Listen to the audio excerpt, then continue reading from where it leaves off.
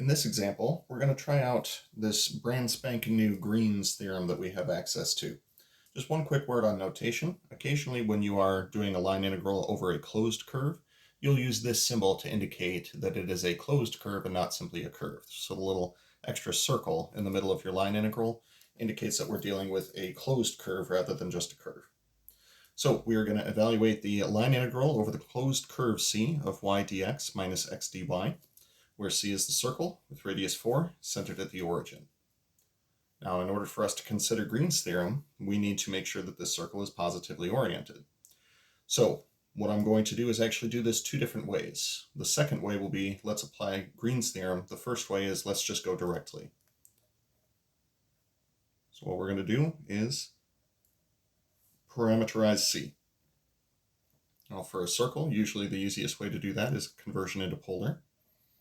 So let's go ahead and convert to polar. This will be x is equal to r times the cosine of t, and y is equal to r times the sine of t. Radius was given as 4. And then t is going to vary from 0 to 2 pi. Now in order to start plugging stuff in, we'll also need a dx. dx will be equal to negative 4 times the sine of t, dt. And dy is going to be equal to derivative of 4 sine of t, that'll be 4 times the cosine of t, dt. So the line integral over the closed curve C of y dx minus x dy is going to be equal to, theta is going to go from 0 to 2 pi. Y, we said, is equal to 4 times the sine of t.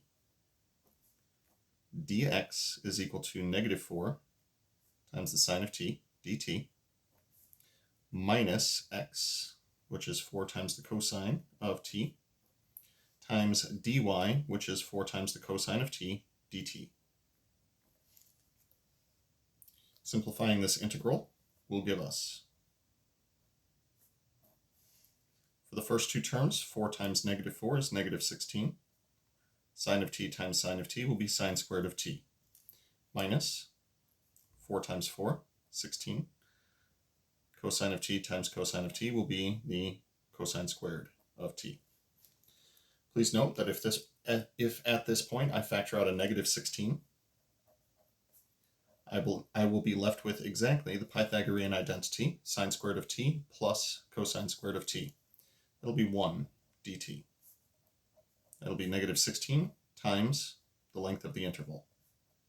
So negative 32 pi. This wasn't too bad to evaluate directly, but I do want to demonstrate our brand spanking new technique of Green's theorem. So let's try this out using Green's theorem as well.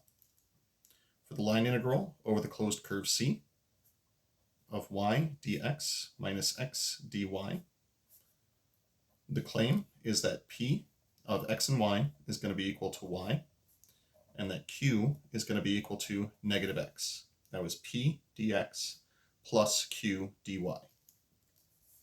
The partial derivative of q with respect to x minus the partial derivative of p with respect to y will be our integrand. Differentiating q with respect to x will get negative 1 minus partial derivative of p with respect to y will be 1 as well. So applying Green's theorem, this will become the double integral over the region D of negative 2 dA. The thing that I'd like to point out here is that if I were to factor out the negative 2, I would be left with the double integral over the region D of 1 dA. Well, the double integral of 1 dA is going to be the area of D. Now, D was described to us as being the region within a circle of radius 4. I'm going to apply the area of a circle formula and say that this will be pi times the radius squared. Simplifying this completely gives me negative 32 pi. Same as what we got by parameterizing the curve. I'll leave it up to you to decide which method you prefer, but ultimately, I think you're going to like Green's theorem.